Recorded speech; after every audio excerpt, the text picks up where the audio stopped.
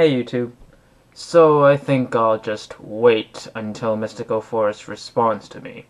Or blocks me, whichever comes first. There's an interesting counter-argument that creationists like to use whenever I attack biblical morality. And it's very simple. It's, you can't question the will of the Almighty Creator because your morality is much lower than His. Now, I've been wanting to make a video about this for a long time, but it took me some time to figure out how to properly construct my arguments to the best of my ability. And even now, I'm not so sure that I can sufficiently communicate my points. However, I will do my best. Let's not beat around the bush. There have been several atrocious acts committed by God in many religions. The one in my mind especially being Christianity. Now, supposedly, these immoral acts that God condones, as He constantly does condone the suffering of millions of people every day, is supposedly justified under some sort of grand plan of some sort. I will say, from an outside view, and from the opposing view, I think that this plan is absurd. Especially considering all these atrocious acts in this plan. That God would allow us to rape, kill, torture, and otherwise maim each other, His own children that He claims to love and care for so much. Now, you may argue that that's God giving us free will. However, that does not really excuse the fact that God is our Father, supposedly, and no father in his right mind would let his children hurt one another if he loved them all equally. Some father, isn't it? I mean, I've already mentioned this in one of my videos before, but considering how he looks the other way when one of his own children decides to maim another one of his children, and then all of a sudden when one of his children says, "I don't agree with you, Dad," he goes flying off the handle and sends that kid to suffer for the rest of eternity. I'm not a parent, of course, at my age, but if I had a son, I hardly think I would sacrifice him for anything, even if it meant the safety of the world. It would be a really hard decision to make. I would not take that decision lightly, especially considering how figures like Abraham in the Bible, under the guise of faith, decided to kill his son. Sure, he was stopped in between, but that doesn't change the fact that he was willing to kill his own son. That, I find, is unacceptable and should be deemed as such. Yeah, if anyone told me that I'd have to gut my son in order to please the Almighty Creator of the universe, I'd tell them, fuck you. I wouldn't pick up a knife and try and kill my own flesh and blood. Now, I can already sense the creationist objection to this, being, it's called faith. No, it's called you being an immoral douchebag who doesn't have the modicum of intelligence or common sense to realize that gutting your son is an asshole move, and then trying to justify this insane action by hiding under the excuse of, because God told me so. I'm getting a little off topic here. So, back to the argument of, well, you shouldn't question God, and I have to ask, why not? I question my superiors all the time. Supposedly my parents are wiser and more knowledgeable than I am. Does that mean I can't question them? No, it doesn't.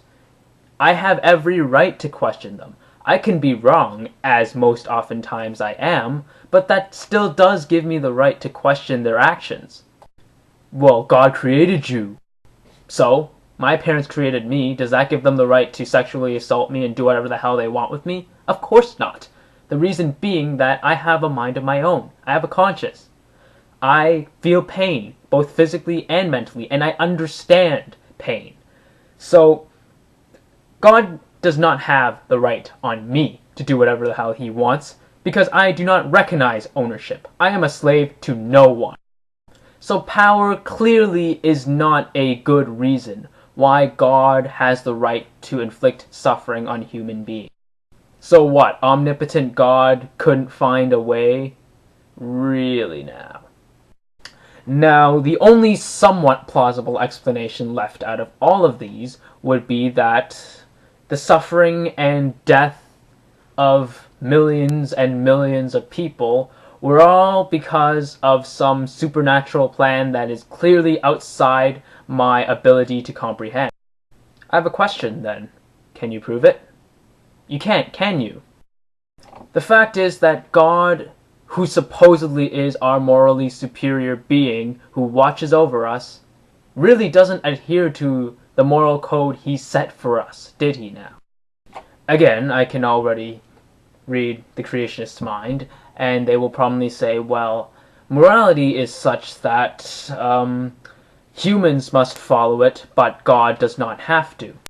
Well, that is true, but then again, that argument doesn't come without consequences.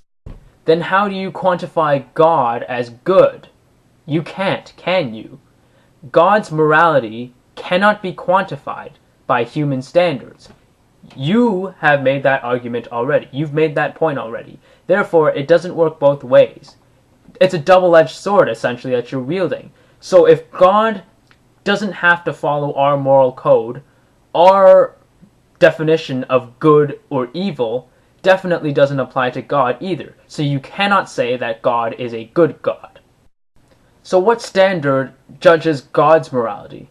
Well, there really can't be any, supposedly, since God's morality is the highest morality achievable. God is the supreme being of supreme beings.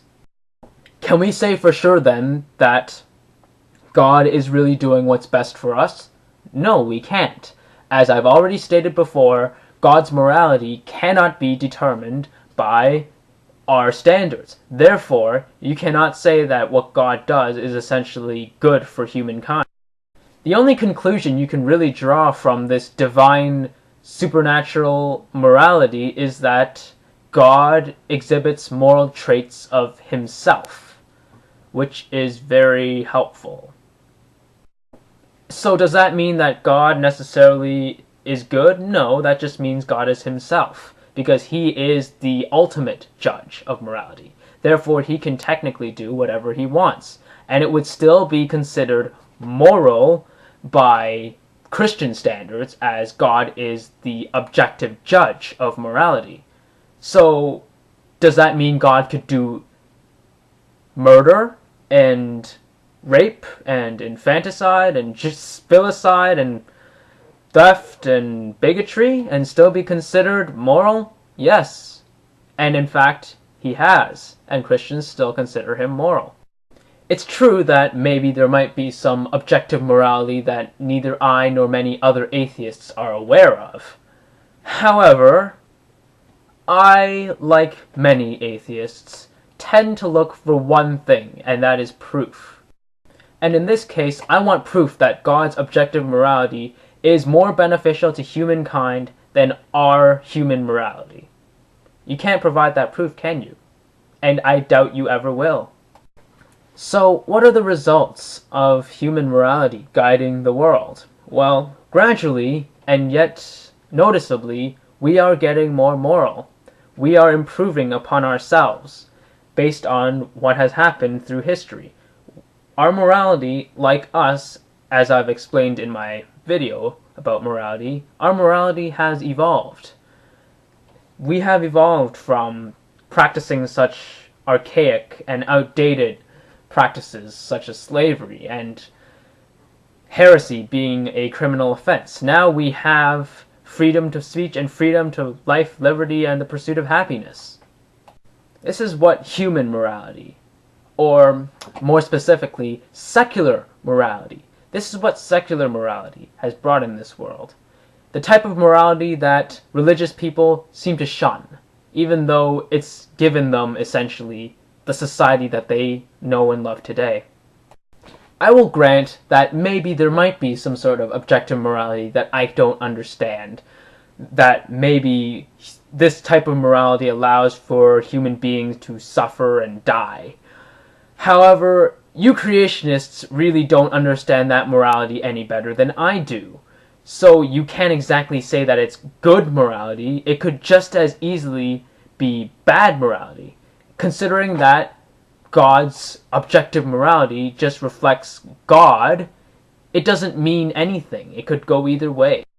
But from the evidence and from what I see, secular morality is the way to go. It always has been, and it always will be. Biblical morality has driven us backwards, completely backwards, in almost every instance I know. And if God really came down to earth and told me that I was an immoral person, I would truly believe that, provided that God was as described in the Bible, I would believe that I am his moral superior, along with anyone else who values democracy, freedom, and these values that we hold so dear to us today. We are all his moral superiors. In fact, we should not bow down to him, just because he might have power, and just because he might have created us. I have every right to question the Bible. I have every right to question the values of those who believe that it is morally okay to maim and sometimes kill people so long as it is commanded by their holy book or commanded by their God. And I definitely have every right to question the moral and ethical decisions made by God, should he exist. Anyways, thanks for watching, and may the truth always be heard. Bye.